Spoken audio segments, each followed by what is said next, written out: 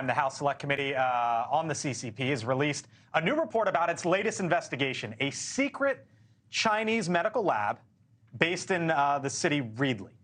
This is in California. NewsNation Washington correspondent Joe Khalil live on Capitol Hill with the latest. Joe, this report, what did they find?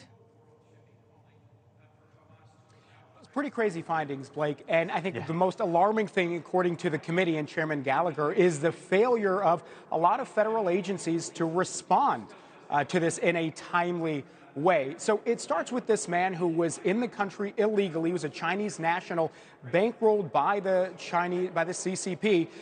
By the way, a fugitive from Canada, opening up this lab in Reedley, California, where they were doing experiments on all these hazardous material, samples of Ebola, malaria, strains of COVID, and then there were about 1,000 lab mice who had been genetically modified. None of that was permitted or authorized, all of it illegal. Now, Chairman Gallagher's report shows that there were local officials trying to reach out to the CDC and that they were, again, hesitant. I want to quote from it specifically. It says here, according to local officials, CDC refused to speak with them, and on a number of occasions, it was reported by local officials the CDC hung up on them mid-conversation. There was also dispute later.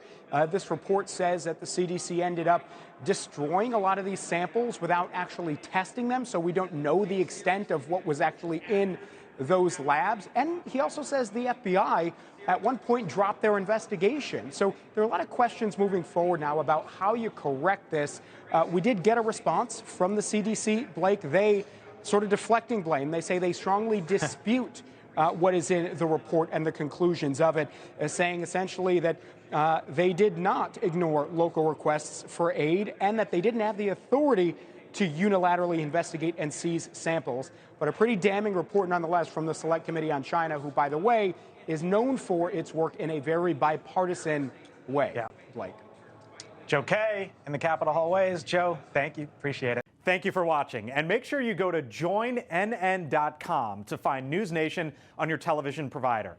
And don't forget to click the red subscribe button below to get more of NewsNation's fact-driven, unbiased coverage.